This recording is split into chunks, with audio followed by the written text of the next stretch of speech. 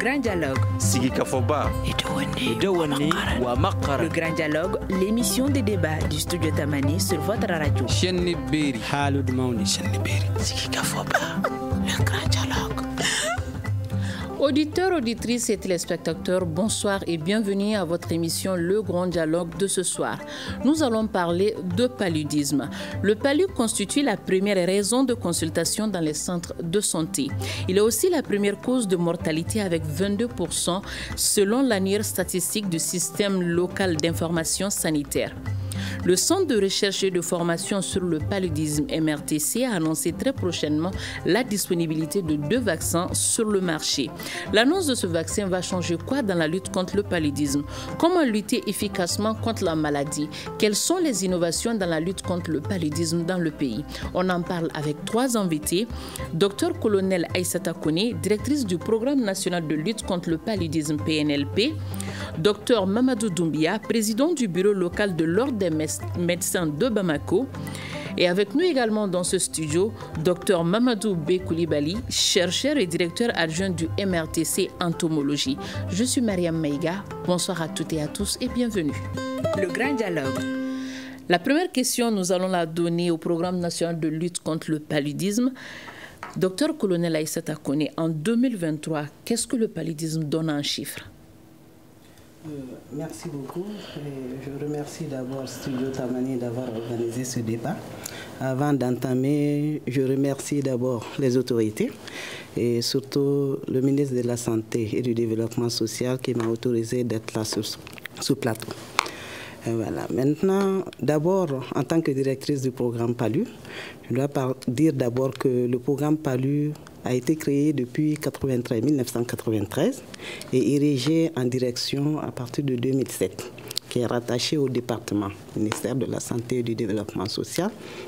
Et la vision surtout du programme, c'est un Mali sans palud d'ici l'horizon 2030, comme nous le savons tous. Notre but surtout, c'est quoi? C'est de faire en sorte que le paludisme ne soit vraiment plus un facteur menaçant, surtout de réduire le fardeau du paludisme sur l'ensemble du territoire, jusqu'à ce que ça ne constitue plus une barrière au développement, ni une cause majeure de mortalité et de morbidité. Et la mission du programme, c'est surtout de faire en sorte d'avoir un accès universel pour tous les citoyens, peu importe sur l'ensemble du territoire, que chaque citoyen ait un accès aux soins, aux interventions du paludisme. Maintenant, en 2023, comme nous ne sommes pas d'abord en fin 2023, nous allons commencer de parler en 2022.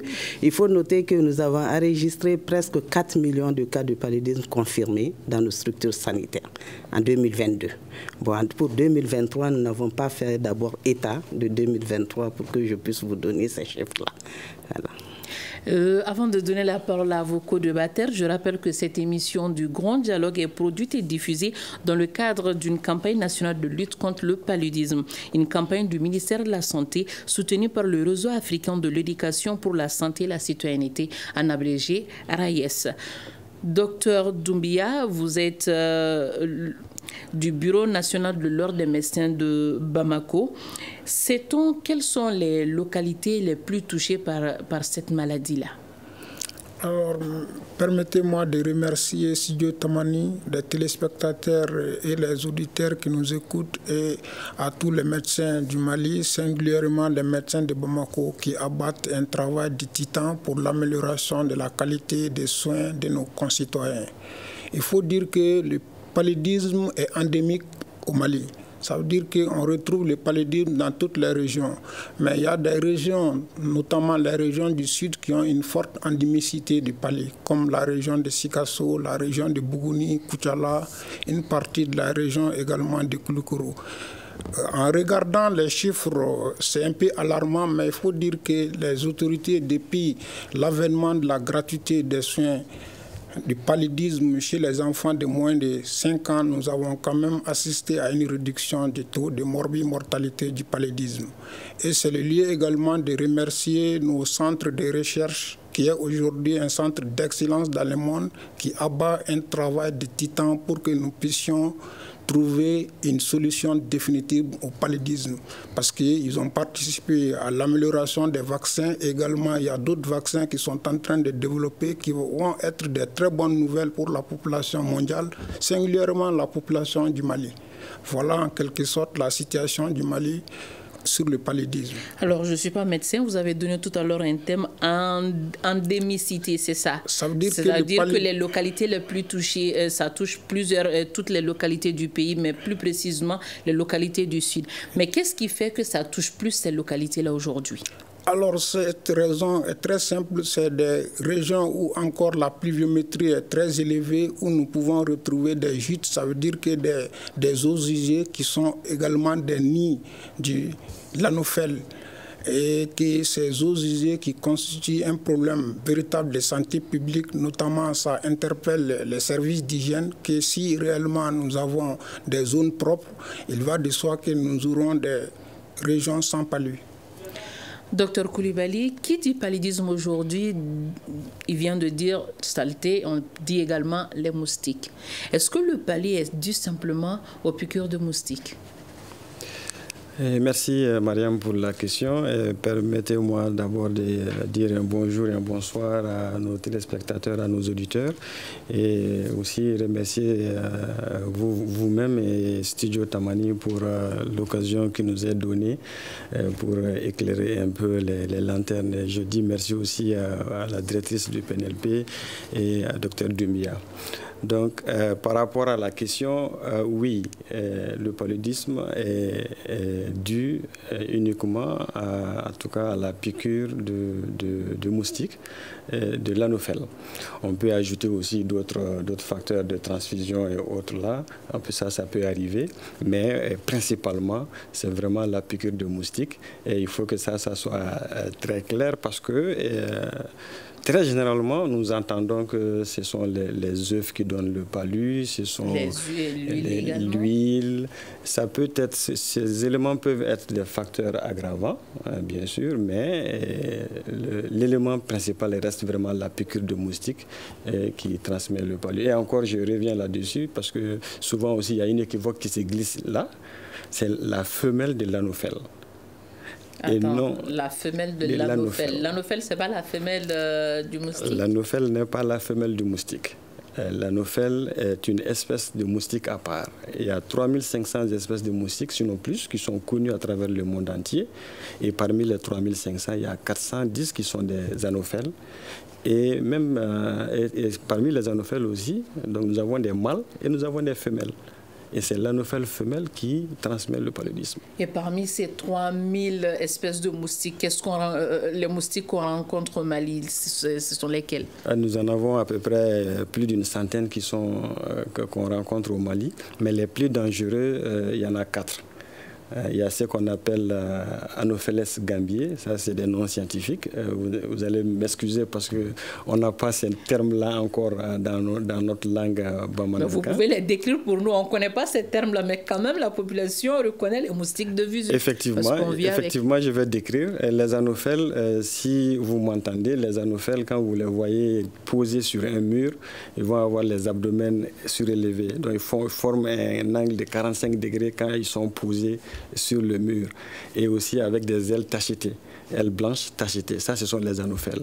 Cela veut dire que si je comprends ce que vous dites, votre logique, c'est qu'il n'y a que les anophèles qui peuvent piquer, absorber du sang humain, c'est ça? Les anophèles, tous les moustiques, sauf une ou deux espèces connues, toutes les femelles de moustiques prennent du sang. Pas que les anophèles. Les femelles vont prendre du sang pour la maturation des œufs. Et c'est en prenant ce sang-là pour la maturation de leurs œufs qu'elles sont en contact, les femelles sont en contact, elles ingèrent le parasite et le parasite se développe dans son corps.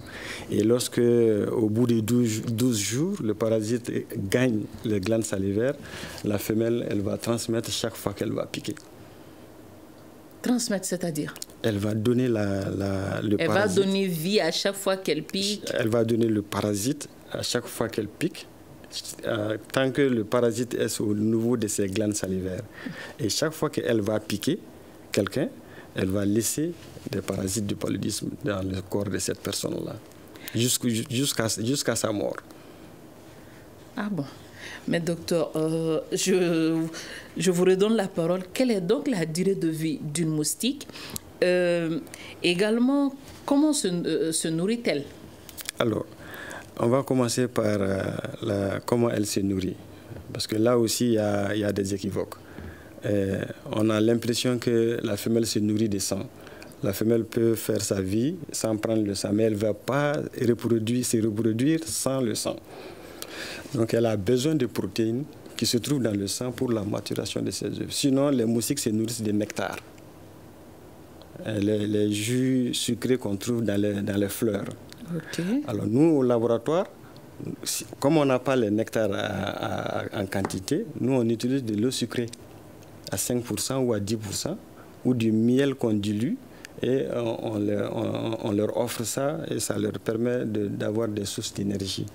Mais quand on veut faire reproduire les femelles, il leur faut du sang. Et c'est dans la nature, c'est le sang que la femelle va chercher, que ce soit du sang humain ou du sang animal. La femelle va chercher ce sang-là pour pouvoir pondre des œufs. Alors, merci beaucoup, Dr Coulibaly. Le temps de donner la parole à Dr Colonel Aïssata Kone. Dr Doumbia disait tantôt qu'il y a des facteurs qui favorisent le développement des moustiques qui donnent le palud. Est-ce à dire aujourd'hui que le paludisme, on peut la considérer comme une maladie négligée dans nos pays? Bon, non, je ne dirais pas que c'est une maladie négligée dans nos pays. Parce que vu tout l'effort du gouvernement... Par la population surtout? Bon, au niveau de la population, je peux dire que peut-être que la population n'est pas aussi consciente du danger, parce que ça fait des années quand même que nous parlons du paludisme. Du côté de la population, ce qui est important, nous, au niveau du programme, c'est que les mesures d'abord que l'État a mises sur place, à savoir dans le cadre de la prévention, nous donnons des moustiquaires imprégnés d'insecticides, que nos populations utilisent ces moustiquaires. Et nous venons d'ailleurs aujourd'hui du lancement de la campagne universelle des 1000. Ça a débuté aujourd'hui dans les 5 régions. Et la deuxième phase, ça sera en novembre au niveau des régions du Nord. Maintenant, que la population utilise ces 1000 dans le cadre de la prévention, et ces 1000, nous les donnons à 2 niveaux, en routine et en campagne. La routine, ça c'est à travers la vaccination chez les enfants à 9 mois qui font leur rougeole, et pour les femmes enceintes aussi lors de leur première CPR. Et après ces 1000 dates, nous faisons de la pulvérisation intradomiciliaire. Après cette pulvérisation, nous faisons aussi de la CPS. Et cette campagne-là va commencer bientôt, au mois de juillet. La CPS, qu'est-ce que ça veut dire? C'est la chimioprévention du paludisme saisonnier. Et pendant la période de forte transmission, c'est-à-dire à chaque année, à partir du mois de juillet, nous sortons pour donner des médicaments aux enfants. C'est pour la prévention du paludisme et non le traitement. Chaque année, quand nous commençons à sortir au mois de juillet, nous sortons jusqu'à 4 mois, c'est-à-dire chaque mois, nous sortons une fois. 4 mois, il y a des zones même à 5 passages. Et ce que nous demandons aux populations, surtout, c'est la continuité de la prise de ces médicaments. Parce que la première dose est donnée par les agents distributeurs. Et le reste des 2 doses restantes, que la maman, sinon la gardienne d'enfants, il faut que la personne donne le lendemain et le surlendemain, parce que c'est 3 prises. Et quand nous remarquons la plupart des cas, ces médicaments-là ne sont pas donnés alors que c'est des milliards qui sont injectés dedans. Et après aussi la CPS, nous faisons de la TPI, c'est-à-dire chez les femmes enceintes, les petits comprimés que nous donnons lors des consultations aussi prénatales. Ça, que les femmes aussi doivent prendre ça. Vous allez trouver souvent au niveau des structures sanitaires, ils ont des difficultés. Soit la femme va prendre, non, arriver à la maison, je vais prendre. En fait, vous allez trouver souvent qu'il y a des petits protocoles là-dessus. Oui, mais effectivement, parlons toujours des petits protocoles, comme vous venez de le dire. Pourquoi aujourd'hui, en matière de prévention, on entend souvent que la population elle est réticente à utiliser, par exemple, les moustiquaires imprégnés? C'est ce que je viens de vous dire, justement. Mais est-ce que vous faites, par exemple, une campagne pour changer ce comportement-là également aujourd'hui? nous ne cessons de le faire. Tout juste maintenant, vous venez de nous inviter, c'est pourquoi j'en parle, parce qu'il faut que la population change vraiment de comportement. Non seulement ce que l'État a mis à disposition, mais surtout au niveau même de l'environnement. Il faut que nous arrivions à assainir nos milieux de vie, qui est vraiment important pour nous. Parce que le développement de ces moustiques, le développement des gîtes larvaires, tout ça, c'est dû à nos comportements. Vous allez trouver qu'il y a des crevasses souvent dans nos familles. Les petits trous, la saison de pluie va bientôt commencer. Sinon, je dirais que même que ça a débuté, que nous cherchons vraiment à boucher ces petits trous-là dans nos cours, et puis que ça ne soit pas vraiment des lieux où nous devons garder nos ordures, qu'on évacue les ordures. Tout ça là, ça permet de même nos petits boîtes de sardines que nous jetons. Quand l'eau va se mettre dedans, quand c'est ouvert, ça sera le développement du nid des moustiques. Donc c'est des comportements vraiment à éviter. C'est pourquoi nous disons au niveau de la population, peut-être petite négligence ou méconnaissance, je ne sais pas. Mais quand même, il faut que nous changions de comportement.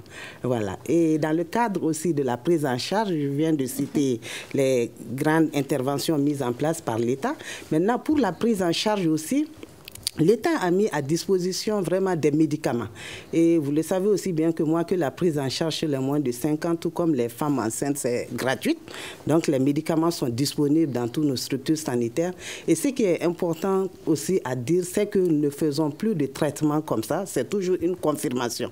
Tous les cas suspects au niveau de nos structures sanitaires sont diagnostiqués, soit par TDR ou par microscopie, avant de déclencher un traitement du paludisme, parce que tout cas de fièvre n'est pas palu. Et les cas de paludisme simples sont traités par les CTA, communément appelés les combinaisons thérapeutiques à base d'artémisine. Pour les cas compliqués, c'est surtout les injections, mais toujours à base d'artémisine. Voilà. Docteur Doumbia, docteur Colonel Koné vient de dire tout à l'heure que petite négligence, méfiance. Au niveau des patients, qu'est-ce que les patients, par exemple, qui vont dans les centres de santé pour prendre les médicaments, disent souvent quand ils prennent ces médicaments de prévention? Alors, dans ce cas, il y a deux niveaux. La prévention primaire est faite, comme elle l'a si bien dit, dans les structures de santé et qui se passe en début de saison chaque an. Et en plus de ça, les conseils que les praticiens donnent aux patients, c'est d'abord chacun doit assainir son environnement de vie. Nous devons faire en sorte que dans la cour, qu'il n'y ait pas de collection d'eau usée, qu'il doit y avoir des puisards bien fermés et qu'il ne doit pas y avoir des herbes dans la cour. Tout ça, ça constitue des gîtes larvaires pour le développement du palu. Comme vous le savez, nous avons dit que c'est les régions du sud qui sont les plus touchées. Quand nous prenons les régions du nord, par exemple, il y a assez d'eau usée et que c'est des régions qui font moins de palu. Donc, et qu'est-ce qui explique cela? Il y a assez d'eau usée, mais la région fait moins de palu. Effectivement, c'est un problème d'hygiène. Et l'hygiène au Mali doit être une lutte collective, parce que quand on regarde à chaque bout de carré, nous avons des ordures, nous avons des caniveaux qui ne sont pas curés, qui ne sont pas fermés, et donc les collections d'eau sont là. Maintenant, quand on prend les régions du Sahel comme le nord du Mali, il y a peu, parce que c'est des zones qui sont sablonneuses et que nous avons assez de collections d'eau. Donc, ils font moins de palu que les régions du sud. Donc c'est pour dire que si nous arrivons à bien travailler sur notre hygiène, le palu, nous allons le vaincre. Donc, mais cela n'est pas du ressort seulement des praticiens, c'est le ressort de chaque citoyen. Docteur Doumbia, le palu, nous allons le vaincre, on espère sincèrement, mais est-ce que le coût du médicament dans les centres de santé aujourd'hui, comment est donné ce médicament-là? Est-ce qu'il est gratuit pour les femmes enceintes et allaitantes? Comment ça se donne?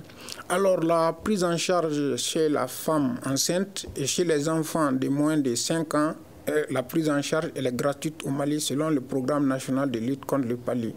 Mais la réalité en face est que souvent les stocks qui sont donnés ne suffisent pas, ce qui fait que souvent les patients vont acheter. Mais en dehors de ça, l'État met beaucoup d'argent pour que les comprimés qui sont donnés pour traiter le palu soient le moins cher possible, parce que ça ne dépasse pas 1500 quand on prend les combinaisons à base d'artémisinine l'achat quand même pour la bourse de chaque citoyen est à portée de main.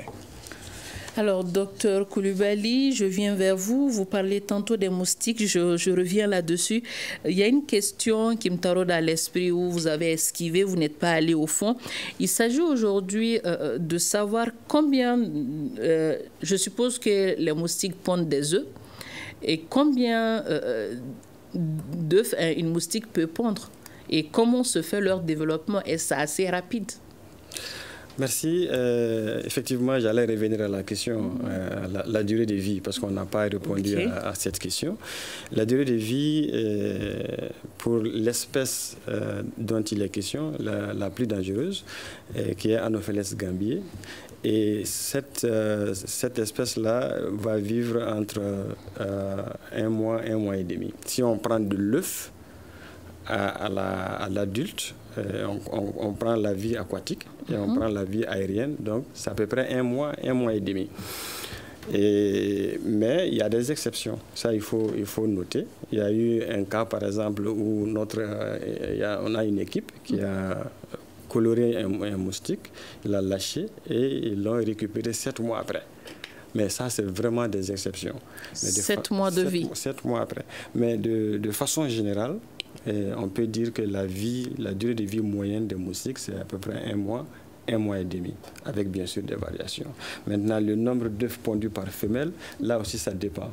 Ça varie entre 50 et 300 à chaque fois. Je n'ai pas compris. 50 ou 300 au cours de combien de fois? Une seule ponte. Combien? C'est-à-dire la fréquence. Est-ce que c'est par jour ou c'est... J'arrive. La femelle, si elle a tout le sang qu'il lui faut, et quand il lui faut, elle va pondre des œufs toutes les 48 heures. Dès sa naissance? Non, pas dès sa naissance. Après la naissance, parce que la naissance, ça dépend de ce qu'on appelle la naissance. Pour eux, il y a d'abord l'éclosion de l'œuf. Okay. Quand l'œuf éclot, le moustique il est dans l'eau. Donc il passe à peu près 12 jours dans l'eau. C'est après ces 12 jours-là qu'il émerge, il devient adulte. Alors donc à partir de là, vous avez maintenant le moustique adulte. Et c'est maintenant, à partir de 24 heures après, elle commence à copuler. Et après, dès qu'elle a fait la copulation une fois, ça suffit. Elle va juste chercher maintenant à avoir du sang. Et chaque fois qu'elle va prendre du sang, elle va faire la maturation des œufs. Et 48 heures après, elle va pondre. Donc si elle a accès au sang, elle va pondre chaque fois, et 48 heures après, le sang. Et elle va prendre du sang aussi après la ponte. Et à chaque ponte, elle peut pondre entre 50 et 300. Ça dépend des conditions, ça dépend aussi des femelles. Docteur Modibo Coulibaly, Docteur Modibo Doumbia, je reviens vers vous. Quels sont alors les signes du palu et quand faut-il réellement s'inquiéter? Alors, les signes du palu sont connus. Il y a d'abord la fièvre qui est connue chez l'enfant. C'est le premier signe qu'il faut s'inquiéter. Et il y a également les vomissements, il y a les douleurs abdominales, il y a l'asthénie, il y a ce qu'on appelle la léthargie. L'enfant ne peut plus jouer, l'enfant ne peut plus bouger. Donc ça, c'est des signes. Et donc, pour dire que ces signes-là peuvent se retrouver dans d'autres maladies. Mais comme elle l'a dit, lorsque l'enfant présente ces signes pendant des périodes hivernales, nous pensons d'abord au palu. Et les tests doivent être disponibles dans toutes les structures de santé. Il faut faire l'examen microscopique ou bien faire les tests de détection rapide, comme on les appelle les TDR. Et dès que le diagnostic est posé, le traitement doit être débuté, pour éviter que les formes simples ne se compliquent pas. Parce que les formes compliquées ont des létalités quand même qui sont assez élevées dans notre contrée. Docteur Colonel Assakoné, vous venez de dire que vous êtes actuellement même en campagne et dans votre introduction, vous avez à dire également que le taux de la maladie ne fait qu'accroître également dans le pays. Et pourquoi donc, ceci m'amène à vous poser cette question, pourquoi les campagnes initiées ne portent pas donc fruit? Merci beaucoup pour la question. Je ne vais pas dire que ça ne porte pas fruit. Au contraire, les campagnes initiées portent vraiment ses fruits. Parce que l'objectif, c'est quoi? C'est de pouvoir protéger au minimum 80% de la population. Et quand nous prenons ici au Mali, je pense bien que pour ceux qui ont les ménages avec un milda ou bien un milda pour 2 personnes, en tout cas, on est arrivé à un niveau maintenant que ce n'était plus le cas déjà en 2020 et puis 2019. Voilà. Donc, ça porte vraiment ses fruits. Mais avant d'entamer votre question, je voudrais réagir un peu. Il avait parlé de rupture de médicaments que j'ai noté dans les structures sanitaires. Je dois dire qu'en réalité, au niveau national, il n'y a pas de rupture. La rupture, ça dépend de l'organisation même du service. Vous allez trouver souvent, même dans une région, le médicament se trouve au niveau régional, mais au niveau district, ça n'y est pas. C'est l'organisation du service. Parce qu'ils doivent faire l'expression des besoins tôt. Nous, au niveau du programme, quand l'expression du besoin arrive, nous allons servir toute la population. Voilà. Donc, il n'y a pas de rupture de médicaments. La rupture de médicaments dépend de l'organisation du service. Madame, vous restez avec la parole. On annonce depuis quelques années l'avènement d'un vaccin contre le paludisme. Où est-ce qu'on en est réellement au Mali? Ok, merci beaucoup pour la question. Par rapport au vaccin, le premier vaccin d'abord qui est en vigueur, ça c'est le vaccin RTSS et le Mali a déjà soumis. Et tout va bien, en 2024, nous allons faire l'implémentation de ce vaccin. Il y a un autre vaccin aussi en vue qui est le R21, mais pour le moment, nous attendons juste l'homologation de l'OMS pour pouvoir acheter aussi ce vaccin. Et je pense bien que c'est un vaccin aussi qui est vraiment, d'ailleurs, je dirais, si je peux me permettre, plus efficace que le premier, vu les résultats des études, en tout cas, qui nous a été rapporté soumis. Voilà.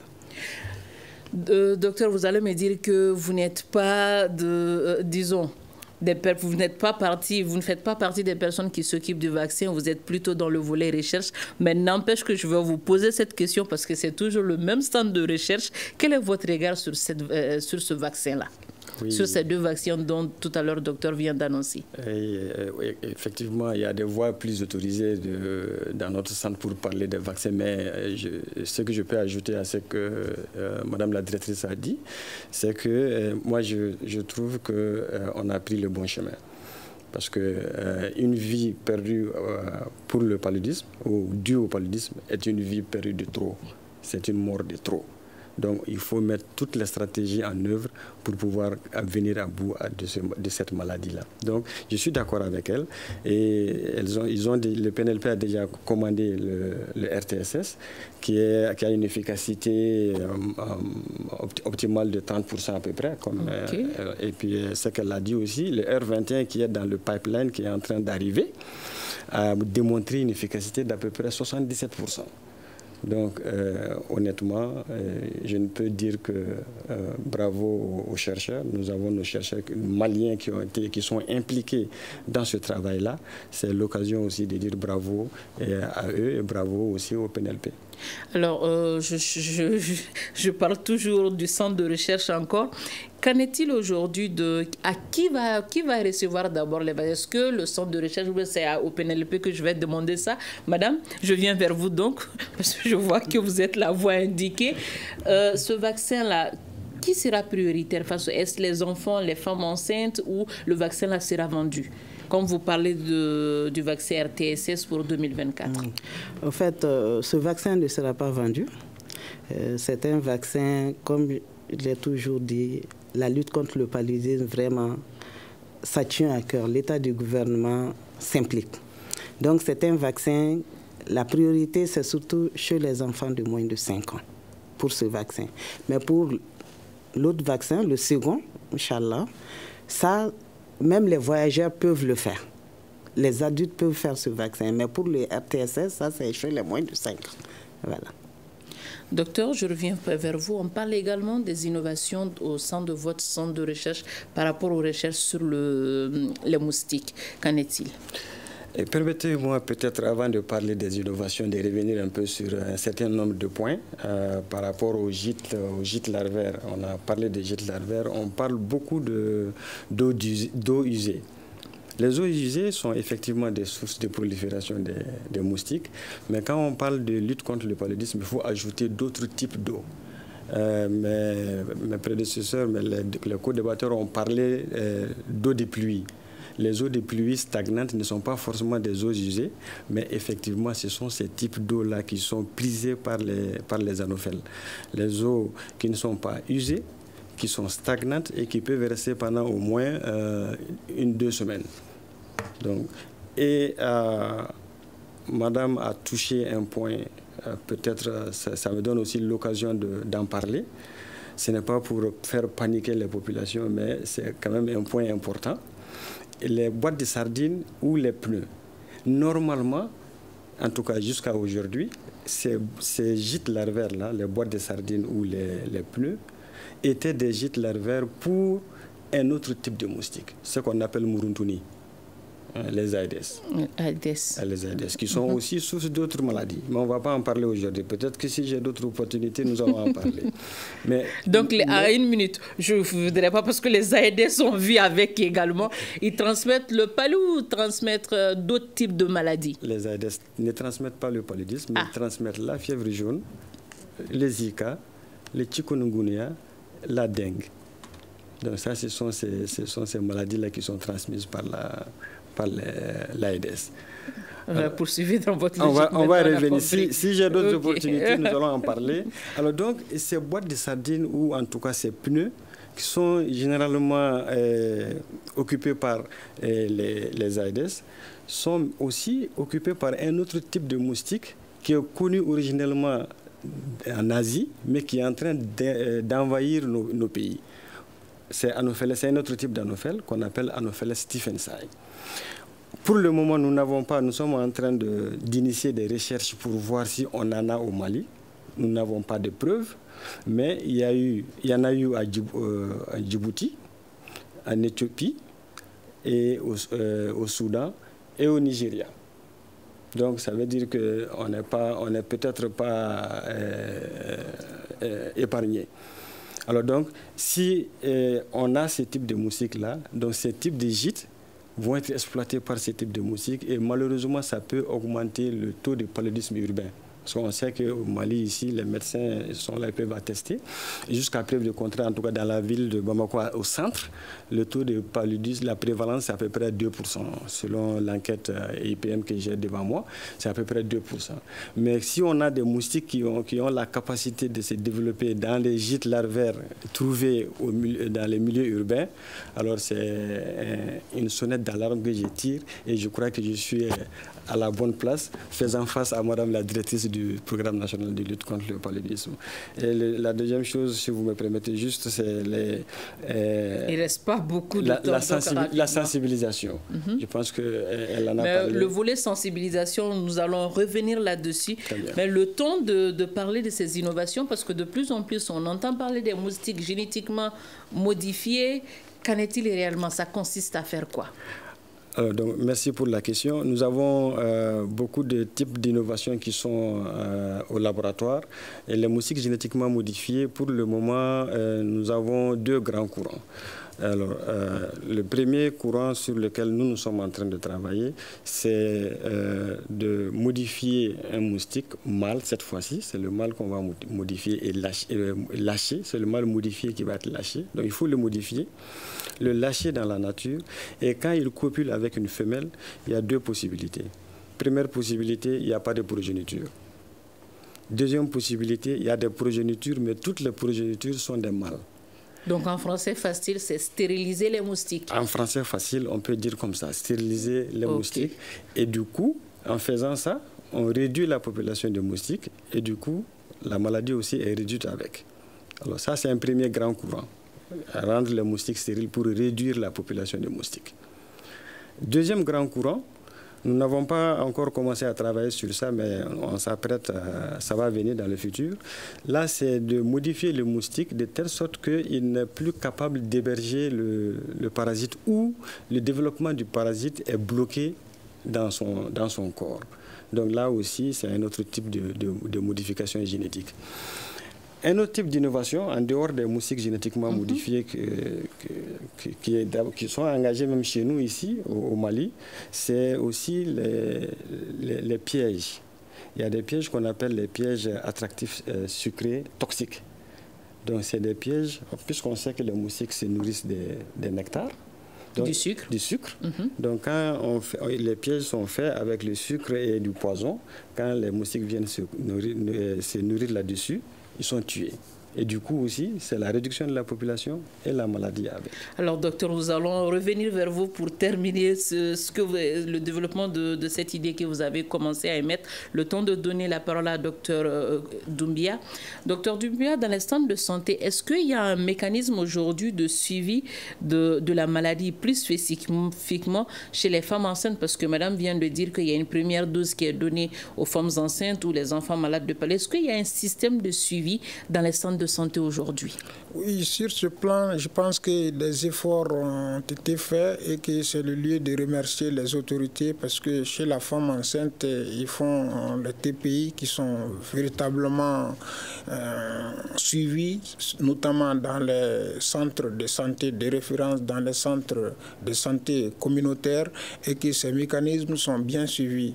Au niveau des hôpitaux également, dans les maternités, c'est suivi.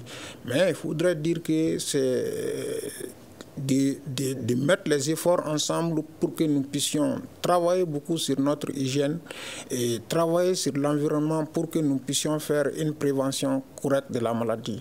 Parce que nous sommes en saison de pluie, nous devons arrêter de cultiver dans les milieux urbains, notamment dans les zones d'habitation.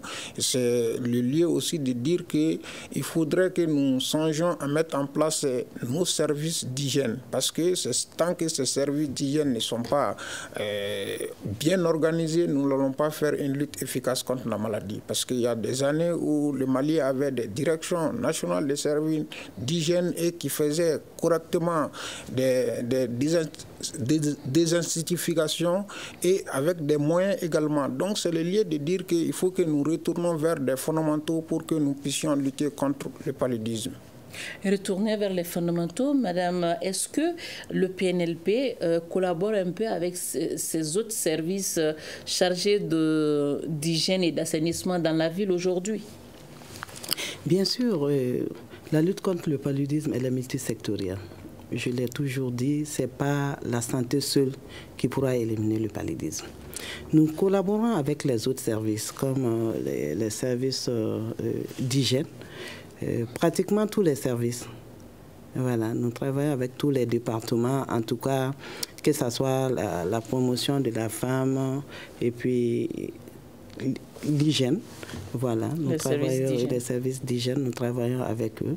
Et ceux qui s'occupent aussi de la pulvérisation intradomiciliaire, nous travaillons en étroite collaboration avec eux. Docteur Coulibaly, je reviens avec vous pour que vous terminiez ce que vous avez commencé. Vous avez parlé des innovations, mais est-ce que ces innovations ont réellement commencé ou c'est toujours en étude? Il y en a qui ont commencé. La moustiquaire, par exemple, la moustiquaire imprégnée. Au début, la moustiquaire était imprégnée en utilisant un seul insecticide. Aujourd'hui, il y a les chercheurs qui sont en train de développer, qui ont déjà développé, parce que Madame va attester, il y a déjà des moustiquaires qui ont deux éléments, soit un insecticide plus un synergisant, c'est-à-dire que c'est un autre élément qui va booster l'effet de l'insecticide. En français facile comme vous voulez. Par exemple, quand vous utilisez la seule molécule insecticide dans une moustiquaire, le moustique peut être résistant. Il peut ne pas être tué par cet insecticide-là. Mais il y a un synergisant qu'on peut ajouter. Lorsque c'est ajouté, le moustique qui normalement va survivre à la moustiquaire va être tué parce qu'il y a un synergisant qui a été ajouté. Donc ça, c'est une première innovation. Mais on a compris très vite que même à ce type de moustiquaire aussi, il y a des résistances qui sont développées chez les moustiques. Alors donc maintenant, les moustiquaires de dernière génération vont avoir deux types d'insecticides avec des modes d'action différents. Donc, c'est ce qui va aussi nous permettre de gérer la résistance aux insecticides. Ça, c'est une innovation qui est en cours d'implémentation. Ça a quitté le laboratoire. Ça continue bien sûr, mais il y a des spécimens qui sont déjà en implémentation. La pulvérisation intradomiciliaire, là aussi, les chercheurs sont en train de développer des molécules qui peuvent durer plus longtemps pour qu'on puisse avoir des effets plus rémanents. Ceux-ci sont dehors. Mais parmi ceux qui sont encore dans les laboratoires de recherche, je ne vais pas noter, je n'ai pas le temps de noter tout, mais j'aimerais quand même mentionner, en plus des moustiques génétiquement modifiés et le piège toxique, j'aimerais mentionner 2 qui sont quand même assez proches de l'implémentation. C'est l'utilisation des répulsifs spatiaux. C'est quoi? C'est un répulsif qu'on met sur un plastique ou qu'on met sur un support, on accroche dans la maison au mur et ça fait émaner, ça libère de l'insecticide ou en tout cas du répulsif et ça fait chasser les moustiques de la chambre. Donc on n'est plus exposé. Alors, il nous reste 4 petites minutes pour clore cette émission. 30 secondes alors, rapidement. Une petite dernière qui est très importante, ça c'est l'utilisation de l'être humain et du médicament. L'ivermectine par exemple. C'est-à-dire que quand vous prenez l'ivermectine et que les moustiques prennent le sang sur vous, les moustiques meurent. Ça maintenant, c'est utiliser ce médicament est vendu actuellement. Il est vendu actuellement, il est vendu pour les humains et pour les animaux aussi. C'est un médicament qui est disponible. C'est utilisé contre la filariose lymphatique. Et donc, du coup, vous voyez, vous prenez le médicament pour une autre maladie, mais ce médicament pour une autre maladie peut être un autre médicament pour une autre maladie. Docteur Doumbia, M. Koulibaly vient de dire tout à l'heure l'utilité des moustiquaires imprégnés. Également, on entend très souvent la population se plaindre de la façon d'utiliser ces moustiquaires-là. Ils se plaignent souvent des démangeaisons, des brûlures également. Comment devrons-nous utiliser efficacement ces moustiquaires-là? Alors, le mieux d'abord, c'est d'acheter les moustiquaires qui sont certifiés. C'est-à-dire, il y a des moustiquaires qui sont certifiés par l'OMS avec toutes les commodités. Donc, il y a le logo de l'OMS dessus. Donc, si ces moustiquaires sont utilisés, normalement, il ne doit pas avoir d'effet secondaire. Mais naturellement, l'homme développe des allergies face à des corps étrangers souvent, mais c'est des effets mineurs qui n'entachent pas la vie de nos concitoyens. Mais si on achète des moustiquaires et qui va durer plus de 6 mois, après on les lave, on l'utilise, ça perd les substances qui ont fait que les moustiquaires sont imprégnés. Donc nous devons avoir à l'esprit que ces moustiquaires doivent être renouvelés et que ça doit être des moustiquaires qui sont disponibles dans les officines ou dans les hôpitaux. Et quelle est la durée donc d'utilisation des moustiquaires? Est-ce qu'il y a une durée? Alors moi, je ne connais pas. À l'état actuel de mes connaissances, je ne connais pas exactement, mais si ça dépasse quand même une saison, à mon avis, il faudrait changer. Alors, une dernière question. Qu'avez-vous à répondre à ces gens-là qui disent souvent que les moustiquaires sont vendus également dans les centres de santé? Alors, sur ce point, je pense qu'il y a des brebis galeuses dans tous les secteurs. Et si ces cas sont avérés, ces cas doivent être sanctionnés. Et en tant qu'ordre de médecins, je pense que nous ne devons pas tolérer cela. Et que si vous voyez actuellement, depuis très longtemps, l'ordre de médecins sanctionne des médecins pour ces mauvaises pratiques. Et si ces cas sont rapportés au niveau de l'ordre des médecins, nous prenons toute la décision pour sanctionner les médecins. Mais il faudrait dire que ces pratiques, réellement, les gens racontent beaucoup, mais quand on va dans une maternité, les moustiquaires sont donnés. Quand on va pour les consultations postnatales, les moustiquaires sont donnés. Alors, la dernière question sera pour vous, madame. Vous l'avez dit à l'entame de cette émission, un Mali sans palu d'ici l'horizon 2030. Vous y croyez? Est-ce possible? Est-ce que déjà les allonges sont bien posées pour y aller vers? J'y crois, c'est possible. Parce qu'avec tout ce que l'État a mis en place, si nous pratiquons dans le cadre de la prévention, la prise en charge, les dispositifs sanitaires est là. De passage, je remercie l'ensemble du personnel sanitaire dans la lutte contre la maladie et particulièrement le palu. C'est des gens qui se battent tous les jours pour sauver nos malades, mais particulièrement les malades du palu. Donc avec la prévention, l'utilisation des moustiquaires imprégnés, la CPS, les TPI que nous sommes en train de faire, je pense que, et surtout nous parlons de l'hygiène. Quand nous mettons tout ceci-là ensemble, je pense que l'élimination avec l'appui des chercheurs, c'est possible. Alors, je vous prends au mot, pour lutter efficacement contre le paludisme, il faudrait qu'on applique les règles d'hygiène. Et ainsi prend fin cette émission du Grand Dialogue, produite et diffusée dans le cadre d'une campagne nationale de lutte contre le paludisme, une campagne du ministère de la Santé soutenue par le réseau africain de l'éducation pour la santé et la citoyenneté, en abrégé RAIES. Grand merci à nos invités, Dr Colonel Aïssata Kone, directrice du programme national de lutte contre le paludisme PNLP, Dr Modibo Doumbia, président du bureau local de l'Ordre des médecins de Bamako, Dr Mamadou Bekoulibaly, chercheur et directeur adjoint du MRTC entomologie. À la régie son et vidéo, il y avait Seydou Ndaw et Gagné Kanté. À la réalisation, Imirana Kilou Maïga. Je suis Mariam Maïga. Merci à toutes et à tous et à la prochaine.